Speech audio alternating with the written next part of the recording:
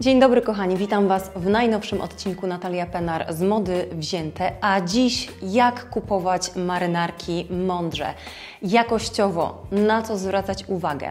O ile dużo mówimy, tak, trzeba kupować jakościowo, o tyle bardzo mało mówimy o tym, no właśnie, na jakie detale zwracać uwagę, aby ta nasza garderoba rzeczywiście była ponadczasowa. O tym w dzisiejszym odcinku. Będziemy rozbierać te marynarki troszeczkę na części pierwsze. Również zahaczymy o sklepy internetowe, zobaczymy, na co tam zwracać uwagę, kiedy nie mamy sposobności dotknąć marynarki, ocenić jakość materiału. Także to w dzisiejszym odcinku serdecznie zapraszam. Kochani, jeszcze ogromne dzięki za subskrypcję, za zaufanie, za to, że nasza rodzina z Mody Wzięte powiększa się. Jest to bardzo miłe, jest to dowód Waszej sympatii i chyba tego, że kanał jest wartościowy. W to chciałabym wierzyć.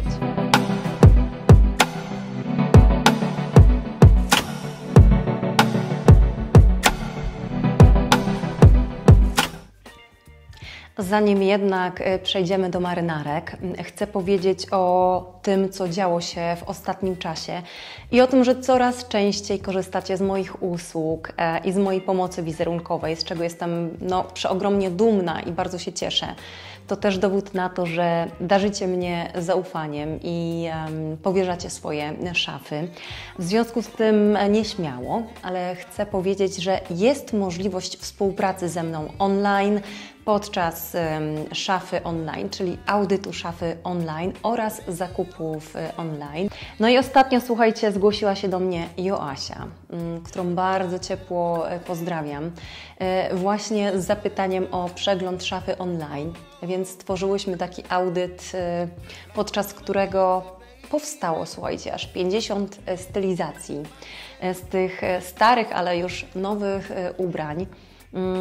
Ta współpraca okazuje się mieć kontynuację, z czego się również bardzo cieszę i jestem przeszczęśliwa, ale też pomyślałam, że moje kochane widzki i subskrybentki, ale także widzowie i subskrybenci w ramach podziękowania i też takiego prezentu ode mnie podczas przeglądu online otrzymacie dodatkowo taki spersonalizowany film wideo.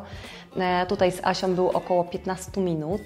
Podsumowanie, ale też jakieś takie uwagi, sugestie, spostrzeżenia, co zadziało się z szafą, w jakim kierunku i jak tworzyć nasze stylizacje, szafy, żeby były jeszcze lepsze, wartościowsze, żeby miały jeszcze, wiecie, więcej potencjału oraz przedstawiam w nim moją wizję stylizacyjną, wizję na kierunek.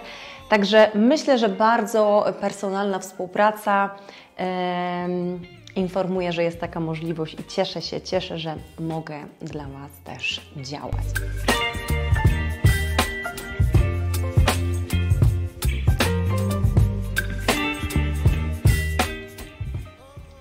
Dzień dobry, Joasiu. Mam nadzieję, że zaparzyłaś sobie kawę lub herbatę jak ja, bo dziś będzie to taki mini odcinek YouTube'owy dla Ciebie ode mnie przy herbacie, ja akurat przy zielonej.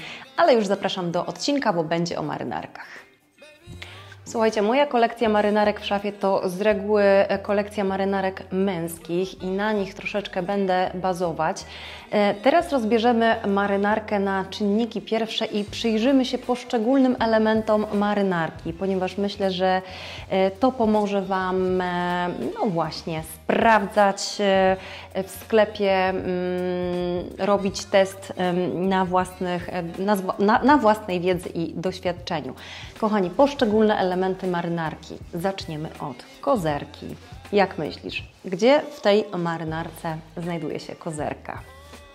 Otóż kozerka to jest ten element, który łączy kołnierz z klapami marynarki. Dalej, tu mamy butonierkę. To jest taki element praktycznie już nieużywany, można by powiedzieć, że archaiczny, ponieważ no, taki pamiątkowy można powiedzieć, ponieważ kiedyś mężczyźni zapinali się pod samą szyję. Teraz jest to niewątpliwie element dekoracyjny, który zwłaszcza w marynarkach męskich tworzy taki właśnie detal dekoracyjny marynarki. Tutaj mamy taką kieszonkę. Jak myślisz, jak ta kieszonka się nazywa? To bruszasza, która mieści poszetkę. Z reguły jedwabną lub wiskozową poszetkę. I teraz, żeby ta bruszasza była dobrze wykonana, powinna delikatnie znajdować się tu pod klapą marynarki. To będzie oznaczało, że ta marynarka prawdopodobnie jest dobrze wykonana, prawdopodobnie, bo żeby marynarka przeszła test jakości, musi przejść o wiele więcej punktów. I teraz to też jest taki tip dla Was. Jeśli wypuścimy te kieszenie na zewnątrz, to będzie marynarka miała taki sportowy charakter. Można śmiało ją założyć do sneakersów, ale jeśli chcemy, żeby marynarka miała nieco bardziej elegancki, wieczorowy charakter, to my te klapy chowamy do środka. Już wiesz, z jakich elementów składa się marynarka. Można powiedzieć, że wyczaiłaś już swój ulubiony model, może w sklepie online, a może stacjonarnie. Już upatrzyłaś kolor, ale o kolorze też powiemy. Co dalej? Słuchajcie, myślę, że pierwsza rzecz, na jaką warto zwrócić uwagę, czy to będą zakupy online, warto wejść w filtry, czy to są zakupy stacjonarne. Pierwsze, na co zwracamy uwagę, to na skład marynarki. To jest ten materiał, który znajduje się jako część wierzchnia. Z reguły te dobre marynarki, te najlepsze marynarki będą miały napis Virgin Wool. To oznacza wełnę dziewiczą i oznacza to, że ta wełna jest przystrzyżona czy ostrzyżona po raz pierwszy. Będzie najbardziej miękka, najbardziej subtelna, najbardziej taka przyjemna i najbardziej też jakościowa. Oprócz tego, że ta wełna będzie pochodziła ze strzyżenia owiec, z tego pierwszego strzyżenia owiec, to jeszcze warto dodać, że jest to wełna, która wcześniej nie została przetworzona. W związku z tym, jeśli chcesz naprawdę mieć marynarkę doskonałej jakości pod względem składu, radziłabym szukać po prostu takiej, która ma w składzie Virgin Wool. Składy marynarek męskich, ale też bardzo często damskich znajdują się w kieszonce, tu wewnętrznej części marynarki i oczywiście zawsze szukamy składów w częściach ukrytych. A co oznacza napis Woolmark? Kiedy widzimy go wewnątrz marynarki, taką etykietę, czy jest ona Ci znana? Słuchajcie, to bardzo dobry znak, ponieważ ten znak towarowy należy do Australian Wool Innovation. Jest to taka no, można powiedzieć, organizacja promująca wyroby z wełen. I teraz, jeśli marynarka posiada taki znak, to oznacza, że możesz spodziewać się jakościowej wełny, gdyż ta organizacja przyznaje taki znak, takie oznaczenie, można powiedzieć, tylko licencjonowanym producentom i możesz być przekonana jakości tej wełny. Ja bardzo często dostrzegam, słuchajcie, takie marynarki na przykład w vintage shopach, w second handach. Myślę, że właśnie tam możemy znaleźć te jakościowe, na lata ponadczasowe i jakościowe rzeczy, ale też oczywiście w sklepach stacjonarnych u dobrych, wartościowych też marek odzieżowych. Merino Wool. Czy znana jest Ci ta nazwa? Jeśli tak, to wspaniale, ponieważ jest to najszlachetniejsza, najbardziej luksusowa z wełen i jest ona pozyskiwana z owiec rasy Merinos. Czyli jeśli masz na przykład płaszcz, marynarkę, czy też sweter w składzie Merino Wool, oznacza to, że jest to bardzo szlachetna i jakościowa rzecz. Ale w skład to nie wszystko, a przynajmniej skład marynarki, czy też tej zewnętrznej części, ponieważ ważny jest również środek. Słuchajcie, niezwykle często jestem podirytowana sytuacją, kiedy spodoba mi się marynarka. Kiedy już mam marynarkę dla klientki, narobiłam się, poszukałam i patrzę na skład zewnętrzny. Świetnie, mamy Virgin Wool, ale potem coś odstręczającego. Pojawia się podszewka z poliestru.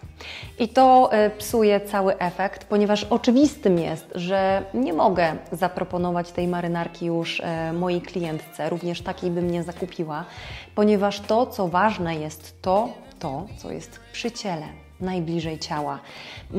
Więc jak wiesz, poliester sam w sobie jest materiałem syntetycznym, który jest również pochodną ropy naftowej, plastiku. W związku z tym marynarka nie może oddychać i marynarka nie może być jakościowa, mając w składzie podszewkę uszytą z poliestru.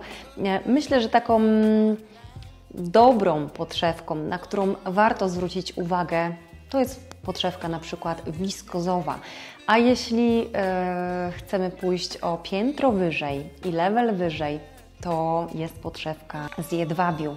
To już jest, słuchajcie, marynarka najwyższej próby i są takie marynarki i również takie posiadam, które mają jedwab w podszewce i jest to po prostu doskonałe. To jest przykład takiej jedwabnej podszewki. Jest to marynarka Etro, męska moja, którą uwielbiam. I zobaczcie, tak naprawdę jest to bawełniana marynarka z zewnątrz, czyli taka dosyć sportowa, z przepięknie wykończoną podszewką w środku i to jest też ten diabeł, który tkwi w szczegółach. Bardzo dobrze, gdybyśmy te marynarki po prostu, słuchajcie, rozbierały na czynniki pierwsze, ponieważ ta marynarka w podstawie, w podszewce rzeczywiście ma skład jedwabny. Jest to marynarka jedwabna, ale już jej kieszenie zostały uszyte z wiskozy, co też jest świetne, ponieważ wiskoza jest również materiałem, który świetnie przepuszcza powietrze, który oddycha. Jest pozyskiwany z celulozy drzewnej, więc jest to jak najbardziej dobry skład. Liczy się również, słuchajcie, jakość wykończenia. Patrzymy na szwy, czy są prosto, pięknie wykonane. Dbamy i zwracamy uwagę na detale. Patrzymy na stebnówkę. Słuchajcie, zaraz mnie ochrzanicie, że nie wzięłam rolki i powiem Wam, że nie wzięłam rolki, bo nie wzięłam i nie mam nic na swoje usprawiedliwienie, natomiast stebnóweczka to jest taki cieniutki szef, który zazwyczaj jest szyty też ręcznie, stebnowany i zwróćcie uwagę, czy Wasze marynarki, te ze sklepów, czy też z second handów, z vintage shopów posiadają stebnówkę. Ta stebnówka oznacza, że również marynarka odznacza się wysoką jakością. Im ta stebnówka jest bliżej brzegu, tym lepiej. Tym również świadczy o tym, że marynarka jest wysokiej jakości. Patrzymy, słuchajcie, na poduszki, patrzymy na konstrukcję marynarki. Patrzymy, czy marynarka na nas świetnie leży, ponieważ marynarka musi mieć z założenia dobrą konstrukcję i musi nas po prostu ubierać. Wiecie, że diabeł tkwi w szczegółach. Tutaj mamy guziki marynarki i na ten detal również zwracamy uwagę. Te guziki akurat w tej vintage marynarce są przyszyte ręcznie, one są również obszyte ręcznie i to też będzie świadczyło o wysokiej jakości. Do tego, jeśli ten guzik będzie jeszcze się dodatkowo rozpinał, to też dobrze o marynarce świadczy. Czyli zwracamy uwagę na jakość, patrzymy na wnętrze, patrzymy na skład, ale patrzymy też, jak ta marynarka jest wykonana w detalu.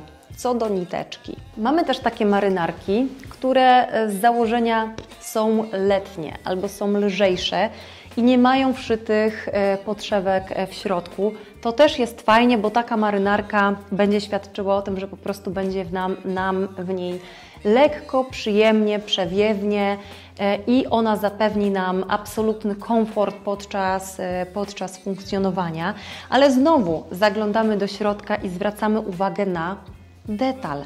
Patrzymy, jak ta marynarka jest wykończona. Zobaczcie, jak ta marynarka jest pięknie wykończona w tym przypadku.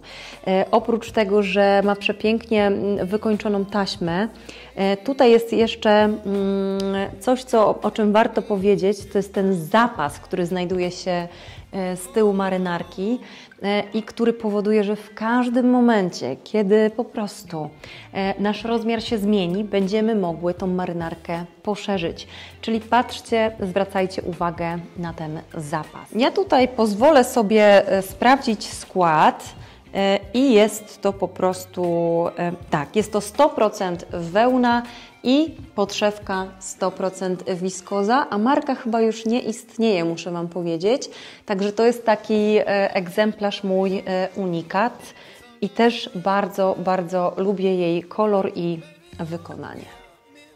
A czy spotkałaś się kiedyś z takim symbolem? 100, 110, 120 S? Może być nawet wyższa miara. Oznacza to średnicę włókien użytą do produkcji danej przędzy. Co to oznacza? Im wyższe mamy S, czyli na przykład 200, 240, będzie oznaczać to szlachetniejszą wełnę, najbardziej delikatną, najbardziej szlachetną, najbardziej ekskluzywną, ale też delikatną, co oznacza, że być może nie tak wytrzymałam jak te 120, 110 S, więc jeśli mamy takie oznaczenie, to również jest dla nas informacja, z jaką wełną mamy do czynienia. I teraz oczywiście im wyższy ten wskaźnik, to również możemy przypuszczać, że te marynarki będą mieć lżejszy splot i one będą też na przykład fajnie funkcjonowały wiosną i latem, niż te takie rzeczywiście zbite, mocne, strukturalne, które na przykład świetnie sprawdzą się już jesienią i zimą i będą miały inną grubość, będą miały inny, mocniejszy, gęstszy splot. Kochani, kiedy już znajdziecie marynarkę marzeń, kiedy okaże się, że kolor świetnie współgra z Waszym typem urody albo po prostu macie na niego apetyt, zwróćcie uwagę na jakość, na wykończenie, na to, żeby szwy były równe, żeby marynarka była dopracowana w szczegółach, żeby żadne nitki z niej nie wychodziły. I patrzymy rzeczywiście na zewnątrz, jak i na środek. Czyli patrzymy na skład marynarki z zewnątrz, ale również wewnątrz. I myślę, że ta marynarka w składzie wewnątrz jest równie ważna jak to, co znajduje się na zewnątrz. A marynarki te na lata, po prostu one mają na Tobie świetnie leżeć, świetnie wyglądać. To oznacza również doskonałą konstrukcję. I muszę Wam powiedzieć, że ja bardzo dużo swoich marynarek mam z vintage shopów, z second handów. One są męskie. Ostatnio kupiłam rewelacyjną, przepiękną marynarkę z jedwabiu w większości, wełna z jedwabiem. I muszę Wam powiedzieć, że ona jest ogromna. Ona ma rozmiar 56, czyli taki męski, spory rozmiar. Ja w niej się zapadam, ja w niej pływam, ale muszę Wam powiedzieć, że ona również ubiera, robi robotę. Mogłaby być świetną wieczorową sukienką.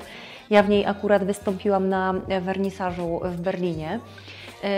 Więc to, co chcę powiedzieć, to to, że wszystko jest dobre, to, co jest dobre dla Ciebie. Marynarka świetnie konstrukcyjnie uszyta nie musi być marynarką, która jest akurat w Twoim rozmiarze. Możesz sięgnąć po oversize, jeśli będzie to zabieg zamierzony, który obronisz i który będziesz wiedzieć, jak nosić, jak wystylizować. Natomiast myślę, że żeby otwierać się i mierzyć, słuchajcie, mierzyć przede wszystkim fasony, które są dla nas, żeby właśnie ta garderoba miała znamiona ponadczasowości, ale bezkompromisowo musimy zwracać uwagę na jakość, na tkaninę, na to, jak ta marynarka, jak nasze ubrania w ogóle są uszyte. Myślę, że też, słuchajcie, ważny jest dotyk, kiedy kupujemy stacjonarnie. Warto sobie zrobić taki test po prostu haptyczny i dotknąć naszą marynarkę, zobaczyć, poczuć ją w swoich dłoniach. A jeśli kupujemy już przez internet, to pierwsze, na co zwracamy uwagę, to filtry. Czyli jak kupujemy, oczywiście filtrujemy sobie marynarki, kolor, który nas interesuje, być może wykończenie, być może jego kształt, jakby fason marynarki, ale ponad wszystko wchodzimy w skład i patrzymy to, co nas interesuje. Także mam nadzieję, że ten odcinek był w jakiś sposób dla Was podpowiedzią, był wartościowy i po nim już będziecie wiedzieć więcej, w jaki sposób patrzeć i kupować marynarki. Dajcie w komentarzach znać, jak Wy kupujecie i na co Wy zwracacie uwagę. Dajcie znać oczywiście, czy ten odcinek Wam się spodobał i czy również macie ochotę powtarzać tego typu treści. A tymczasem ciepło Was pozdrawiam z mojego nowego studia. Zapraszam również do subskrybowania, jak z początku odcinka. Do usłyszenia i do zobaczenia do kolejnego wtorku.